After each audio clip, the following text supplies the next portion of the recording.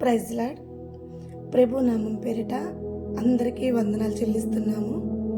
ఈరోజు వాక్యం కొరకు ప్రార్థన చేసుకుందాం. ప్రేమ కలిగిన మా తండ్రి, కృప కలిగిన యేసయ్యానికి స్తోత్రమయ్యా. నిన్నటి దినమున నా తండ్రి చక్కని మాటలు మాకు బయలుపరిచారు అయ్యా. మా ఒక జీవితాల ఆరంభంలో సాతాన్ని జయించాలంటే అయ్యా, ఒక జీవం కలిగిన దేవుడు ఏ రీతిగా దేవుణ్ణి ఆనుకుని ప్రార్థించినప్పుడు, ఉపవాసం ఉన్నప్పుడు సాతాన్ని జయించాడు నా తండ్రి. అలాగే ఈ రెండో రోజు కూడా నా తండ్రి మాతో మీరు మాట్లాడబోతున్నారు దేవా. ఈరోజు నా తండ్రి నాయన అయ్యా, ఏ వాక్యంతో మీరు మాతో మాట్లాడబోతున్నారు, అట్టి వాక్యాన్ని ప్రతి ఒక్కరు వినగలిగిన చెవులు దయచేయమని యేసు నామములో ప్రార్థించాడు తండ్రి, ఆమేన్. మరి ఈరోజు వాక్యాన్ని మనం చూసుకున్నట్టుకుంటే రక్షింపబడుట. చూడండి ప్రియమైన బిడ్డలారా, ఈ శ్రమ దినాలు 40 రోజులు శ్రమల కాలాలు అని అంటారు. అయితే నేను అంటున్నాను, ఈ 40 రోజులు మనకి చక్కని అవకాశం. ఎందుకంటే ఉండగలిగిన వాళ్ళంతా చక్కగా ఉపవాసం ఉండి దేవుడి వద్ద కొన్ని గంటలైనా చక్కగా సహవాసం చేయటానికి, సమస్త బాధల నుంచి విడుదల పొందుకోవటానికి ఈ 40 రోజులు మనకి చాలా ఉపయోగపడతాయి. అంతేకాకుండా ఈ 40 రోజుల్లో దేవుడు ప్రతి దినము ఒక గొప్ప వాక్యంతో మన జీవితం అనే పునాదిని బలపరుస్తూ ఉంటాడు. కనుక జీవం కలిగిన దేవుడు మన కొరకు శ్రమ పడే సమయం కాబట్టి, ఆయన సిలువ ఎక్కే గడియలు కాబట్టి ఇట్లా శ్రమ దినాలు అని అంటాము. కానీ ఈ శ్రమ దినాల్లో సంవత్సరానికి ఒకసారి మనం ఇలా దేవుడి వద్ద 40 దినములు ఉపవాసం అనే ప్రార్థన ద్వారా ఆయనకి దగ్గరయ్యి ప్రతి దినం ఆయన వద్ద ప్రార్థించుకోవటానికి చక్కని అవకాశం. ప్రతిరోజు ప్రతి ఒక్క వాక్యంతో దేవుడు మన ఒక పునాది, మన జీవితం అనే పునాదిని బలపరుస్తుంటాడు. నిన్న మనం చూసుకున్నట్టుకుంటే దేవుడు సాతాన్ని జయించే గొప్ప ఆయుధమైన వరాన్ని మనకిచ్చాడు. ఈరోజు దేవుడు మనకిస్తున్న గొప్ప వాక్యం ఏంటి అంటే రక్షింపబడుట. మన జీవితంలో మనం రక్షింపబడాలంటే మనం ఏ రీతిగా ఉండాలి అనేది ఈరోజు మనం నేర్చుకుందాం. దానికి ఉదాహరణగా బైబిల్లోనే చక్కని రుజువు, సాక్ష్యము మన కళ్ళ ముందుకి తీసుకొస్తున్నాడు దేవుడు. చూద్దాం. ఆదికాండం 7వ అధ్యాయం 12-13 వచనాల్లో మనకి నోవహు తన ఊడలోకి చేర్చబడిన సమయం 40 రాత్రులు 40 పగళ్ళు భయంకరమైన వర్షం కనిపిస్తూ ఉంటుంది. అయితే నోవహు ద్వారా మనం ఈరోజు నేర్చుకోవాల్సిన విధానం ఏంటి? యేసు ప్రభు ద్వారా సాతాన్ని జయించటం నేర్చుకున్నాం. ఈరోజు నోవహు ద్వారా మనం నేర్చుకోవాల్సిన విధానం ఏంటి అని అడిగితే, నోవహు ఆ ఒక్క పట్టణంలో నీతిమంతుడిగా నివసించాడంట. చూడండి, కొన్ని కోట్ల మంది జనము దేవుడు సృష్టించాడు. సృష్టించిన దేవుడికే ఆ జనాల యొక్క పాపం, వాళ్ళ యొక్క దోషాలు తట్టుకోలేని సమయంలో దేవుడు ఒక తీర్మానం తీసుకుంటాడు. నేను సృష్టించిన ఈ జనులు భయంకరమైన పాపంలోకి ప్రవేశించి ఉన్నారు. అయితే వీళ్ళని ఏరులతో సహా పీకేసేయాలి. ఉదాహరణకి మనం ఒక మొక్క వేసుకున్నాం, చాలా ఇష్టపడి వేసుకున్నాం. ఒక దోసకాయ చెట్టు, ఒక బీరకాయ చెట్టు వేసుకున్నాం చాలా ఇష్టపడి. అది పెరిగి పెద్దయి పండ్లు పంచాలని ఎంతో ఆశపడతాం. అయితే దాని కొరకు ఎంతో ప్రయాసపడి గొర్రెలు మేయకుండా, బర్రెలు మేయకుండా, పిల్లలు దాన్ని పీకి వేయకుండా దానికి కావాల్సిన అన్ని అవసరాలు తీసుకుంటూ దాన్ని ఒక ఉన్నతమైన స్థానంలో పెంచుకోవాలని ఎంతో ఆశపడుతూ మనం దాన్ని పెంచినప్పుడు దానికి ఎరువేసి నీళ్లు పోసి దినమెల్ల దానికి పరిచర్య చేసి దాన్ని బలపరిచి అది పెరిగి చక్కని పండ్లు ఇచ్చిద్దని మనం ఆశపడుతున్నప్పుడు అది పెరిగి భయంకరమైన సేదు పండ్లని ఇస్తే ఆ పండ్లని మనం రుచి చూసినప్పుడు మనం పడిన ప్రయాస అంతా కూడా చాలా బాధ అనిపించింది. ఇలాంటి ఒక చెట్టుక, ఈ చెట్టు కొరక నేను ఇంత ప్రయాసపడింది ఈ చెట్టు కొరక. ఏం చెట్టు ఈ చెట్టు? చేదు పండ్లు ఇచ్చింది, తినుటకు వల్ల కాని పండ్లు అవి. అలాంటి పండ్లు ఇచ్చినప్పుడు మనం ఎంత కుప్పకూలిపోయి ఎంతో బాధపడుతూ, ఎందుకంటే ఆశ నిరాశ అయిపోయింది అక్కడ. ఆ చెట్టు మీద మనం పెంచుకున్న ఆశలన్నీ అడుగారిపోతాయి. అలా అడుగారిపోయినప్పుడు ఫైనల్గా మనం ఒక డెసిషన్కి వస్తాం. ఏంటి అదంటే, ఈ చెట్టు ఇంకేమాత్రం కూడా ఈ యొక్క స్థానంలో ఉండకూడదు, దీనికి ఇంకేమాత్రం పరిచర్య చేయకూడదు, దీనికి నీళ్లు పోయకూడదు, ఎరువేయకూడదు, దీన్ని ఇంకా బర్రెల నుంచి గొర్రెల నుంచి కాపాడకూడదు అని చెప్పి ఏ చేత్తో మనం ఆ మొక్కని వేస్తామో అది చేదు పండ్లు ఇచ్చినప్పుడు మరలా అదే చేత్తో ఆ మొక్కని పీకి వేసి పొయ్యిలో పడేస్తాం కదా. అలాగే దేవుడు కూడా తన స్వరూపమందు సృష్టించి తన జీవ నాశకారమందు జీవాత్మను మనకిచ్చి మనం ఫలించి భూమిని అభివృద్ధి చేసి భూమిని నింపి పిల్లలతో ఆనందంతో ఉండాలని దేవుడు కోరుకున్నాడు. అదే బ్లెస్సింగ్స్ కూడా దేవుడు ఇచ్చాడు మనకి. మీరు ఫలించి విస్తరించి భూమిని నింపుకోండి అని చెప్పాడు. కానీ మనం ఎలా ఉన్నామంటే, చేదు పండ్లు కాసిన చెట్టు ఎలా ఉందో అలాగే ఉన్నాయి మన జీవితాలు. అలా ఉన్నప్పుడు జీవం కలిగిన దేవుడు కూడా చాలా కుంగిపోయాడు, చాలా బాధపడ్డాడు. నేను వీళ్ళు ఫలించాలని, వీళ్ళు అభివృద్ధి చెందాలని, భూమిని నింపాలని ఎంతో ఆశపడితే వీళ్ళు పాపంతో నింపుతున్నారు, వీళ్ళు పాపులుగా మార్చబడ్డారు. వీళ్ళ పాపము నేను తట్టుకోలేనంత అని చెప్పి దేవాతి దేవుడు ఏం చేశాడంటే, ఈ పాపాన్నంతా కడిగి వేసేయాలి, నేను సృష్టించిన ఈ జనులని ఈ భూమి మీద లేకుండా మొత్తాన్ని ఏర్లతో సహా మనం ఎలా పీకి వేసి పొయ్యిలో వేసి కాల్చి వేస్తామో, దేవుడు కూడా అలాగే భూమి మీద మనిషి అనేవాడు లేకుండా తీసివేసి ఆ భూమినంతా కూడా సిద్ధపరిచి మరలా నూతన ప్రజలతో నింపాలి అనుకున్నాడు దేవుడు. కనుక ఆ భూమి మీద ఉన్న ఏ పాపులు కూడా వదిలిపెట్టుకుని మొత్తాన్ని కడిగివేసేయాలి, ఆ పాపాన్నంతా కడిగివేయాలని దేవుడు ఒక నిర్ణయానికి వచ్చి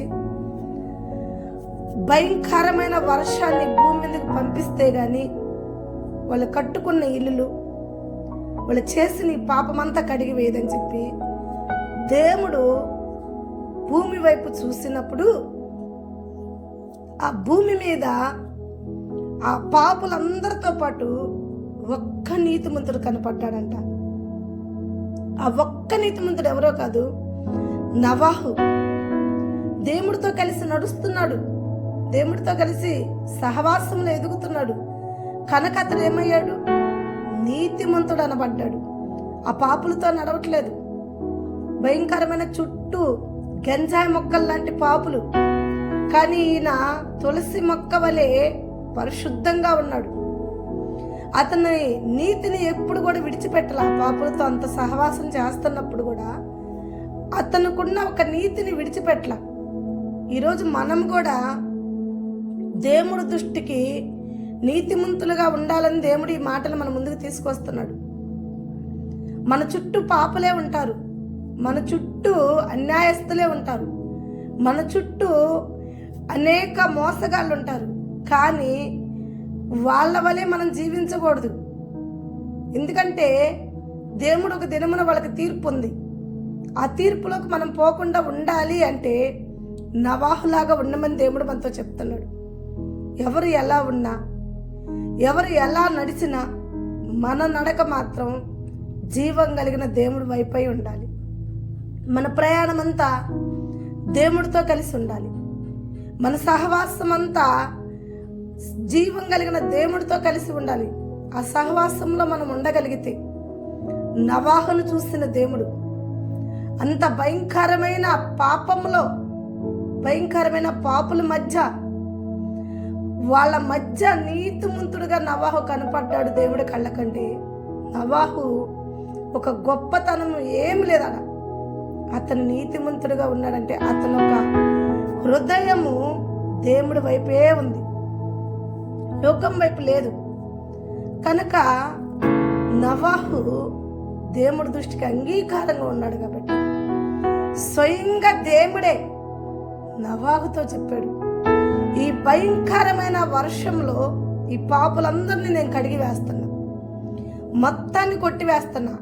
అయితే నీకును నీ ఇంటికి ఏ అపాయము రాకుండా, ఏ కష్టము రాకుండా నేను నిన్ను భద్రపరచబోతున్నా, నేను నిన్ను రక్షించబోతున్నా, నిన్ను బట్టి నీ ఇల్లు కూడా రక్షింపబడుతుంది అని చెప్పి ఒక ఓడని, తండ్రి కుమార పరిశుద్ధాత్మ త్రియేక దేవుళ్ళే 3 ఫోర్లు ఒక ఓడగా సిద్ధపరిచే దేవుడు నవాహు చెప్పి, ఇలా కట్టుకో, ఇంకా 40 రోజుల్లో భయంకరమైన శోధన రాబోతుంది, భయంకరమైన వర్షం రాబోతుంది, భయంకరంగా ఈ జనాలని శిక్షించబోతున్నా అని చెప్పి ఈ 40 రోజుల్లోనే చక్కని ఓడని నవాహు కొరకు దేవుడు సిద్ధపరిచి, నవాహు కుటుంబాన్ని, నవాహుకు కావాల్సిన సమస్త ఆహారాన్ని, ఈ భూమి మీద నీతిమంతులు అనబడిన పక్షులని, పశువులని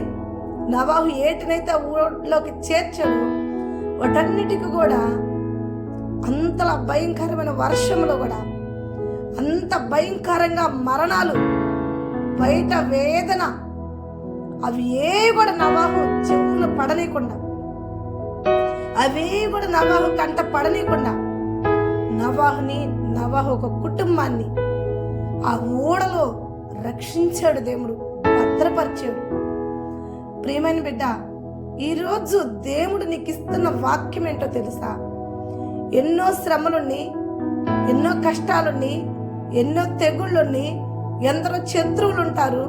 అయినా సరే ఎండ దెబ్బైనను, ఎన్నిల దెబ్బైనను తగలకుండా దేవుడు నిన్ను కాపాడాలంటే, నిన్ను బట్టి నీ కుటుంబాన్ని కూడా రక్షించాలని నువ్వు కోరుకుంటే, నువ్వు చేస్తున్న సహవాసం లోకం వైపు కాకూడదు. జీవం కలిగిన దేవుడితో నువ్వు నడువు నవాహు నడిచినట్టు. అప్పుడు దేవుడి దృష్టికి నవాహు ఎలా నీతిమంతుడిగా కనపడ్డాడో, నువ్వు కూడా దేవుడి దృష్టికి అప్పుడు నీతిమంతుడిగా కనపడతావు. అలా నువ్వు కనపడ్డప్పుడు నీ శ్రమలు నిన్నేం చేయలేవు, నీ అవమానాలు నిన్నేం చేయలేవు, నీ శత్రువులు నిన్ను ఏం చేయలేరు. దేవాతి దేవుడు నీ ఒంటికైనను అవి తాకకుండా ఆయనే ఒక రక్షణ కంచెమై నీ చుట్టూ ఉంటాడు, నిన్ను రక్షిస్తూ ఉంటాడు. ఒక్కదాన్ని కాదమ్మా, నిన్ను బట్టి నీ కుటుంబాన్ని కూడా దేవుడు, నవాహును బట్టి నవాహు కుటుంబం రక్షింపబడింది. అలాగే నిన్ను బట్టి నీ కుటుంబాన్ని కూడా, నీకు కలిగిన సమస్తాన్ని, నీ గర్భఫలం, భూఫలం ఏదైనా కానీ దేవాతి దేవుడు దాని చుట్టూ ఒక ఓడిని సిద్ధపరుస్తాడు. ఆయనే ఒక ఓడలాగా మారి ఆయన రెక్కల చాటున నిన్ను, నీ కుటుంబాన్ని భద్రపరుస్తాడు.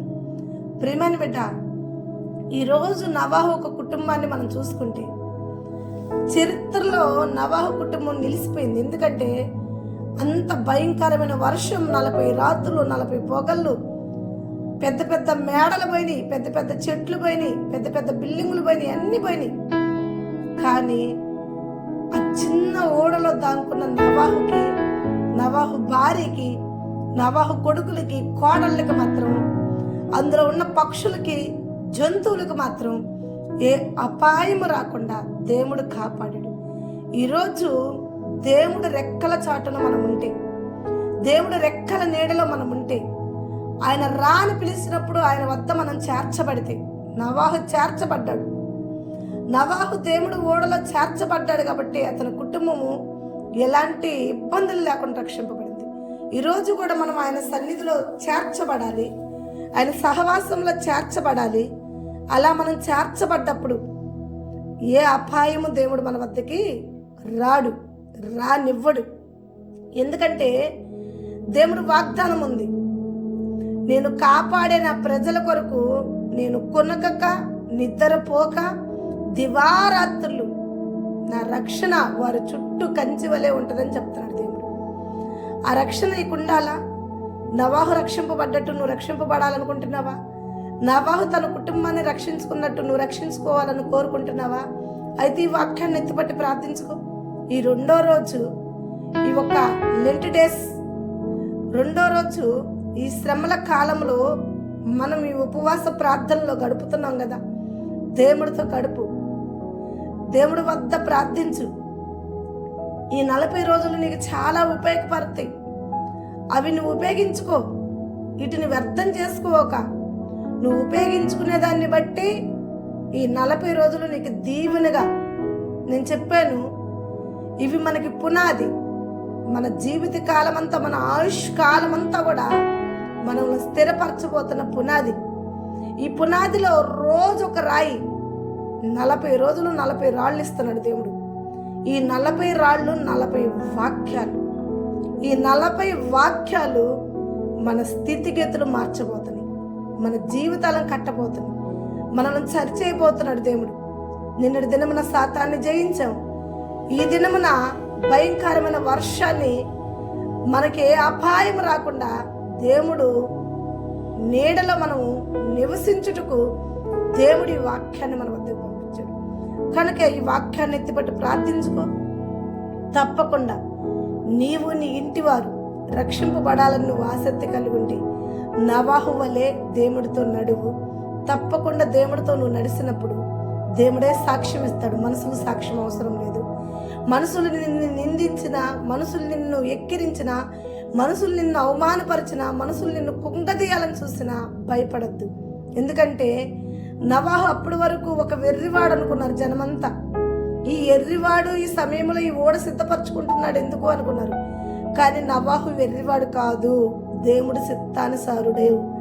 దేవుడు ఏది చెప్తే అది చేసేవాడుగా ఉన్నాడు. కనుకే దేవుడు చిత్తానుసారంగా నడిచాడు కాబట్టి, దేవుడితో కలిసి నడిచాడు కాబట్టి, దేవుడి మీద ఆనుకున్నాడు కాబట్టి నోవాహుతో పాటు నోవాహు కుటుంబం కూడా సురక్షితంగా రక్షింపబడింది. అలాగే నీవు కూడా అనేకరికి వెర్రిదానాల వెర్రివాడాల ఉండొచ్చేమో, కానీ దేవుడి దృష్టికి మాత్రం ఆయన చిత్తాన్ని నెరవేర్చే కుమార్తెగా కుమారుడుగా ఉంటావు. ఆయన కళ్ళ ఎదుటగా మనం కనిపించినప్పుడు ఆయన దృష్టికి నువ్వు నీతిమంతుడుగా నీతిమంతురాలుగా కనపడితే నిశ్చింతగా దేవాది దేవుడు నిన్ను నీ కుటుంబాన్ని రక్షించును, నీకు కలిగిన సమస్తాన్ని దేవుడు దీవించును గాక. ఆమేన్. ఈరోజు వాక్యం దేవుడు దీవించును గాక. ప్రార్థన చేసుకుందాం. ప్రేమ కలిగిన మా తండ్రి, కృప కలిగిన యేసయ్య నీకు స్తోత్రం. చక్కని మాటలు మాతో చెప్పారు ప్రభా. అవును ప్రభా, ఒక చేదు విత్తనం వేసినప్పుడు నా తండ్రి, అది పెరిగి పెద్ద అయినప్పుడు నా తండ్రి, దాన్ని రుచి చూసినప్పుడు ఆ బాధ తట్టుకోలేక దాన్ని పీకి వేసి పొయ్యిలో ఎలా పడేస్తాము, అలాగే భూమి మీద మానవని విత్తనం వేసావు. వారు ఫలించాలని, అభివృద్ధి చెందాలని, రక్షింపబడాలని నువ్వు కోరుకుంటే నా తండ్రి, మేమైతే మరి నిన్ను గాయపరిచేవారుగా అయ్యా భయంకరమైన ఇసపు జంతువుల వలె మేము ఉంటున్నాం మేము ప్రభా. అయితే నా తండ్రి, ఆ ఇసాన్ని ఒకరోజు ఇరిచేసేవాడు వేయుడు. కానీ నా తండ్రి నోవాహు ఆ ఇసపు పురుగుల్లో కూడా నీతిమంతుడిగా కనపడ్డాడు. కనుక అతన్ని బట్టి అతని కుటుంబాన్ని, అయ్యా అతనితో కలిసి కొన్ని పక్షులని, జంతువులను కూడా కాపాడిన దేవుడు. ఈరోజు నా తండ్రి, నీ దృష్టికి మేము కూడా నీతిమంతులుగా ఉండేలా, నీ దృష్టికి నే తండ్రి మేము కూడా అంగీకారంగా ఉండేలా, నీ చిత్తానుసారంగా నడిచేవారిగా ఉంచమని అయ్యా, నీ రక్షణలో మేమును మాకు కలిగిన సమస్తం దీవెనకరంగా ఉండాలని యేసు నామములో ప్రార్థించి అడిగి వేడుకుంటున్నాం తండ్రి. ఆమేన్. God bless you. దేవుడు మనందరినీ నోవాహుని కాపాడినట్టు మనల్ని కాపాడును గాక. ఆమేన్.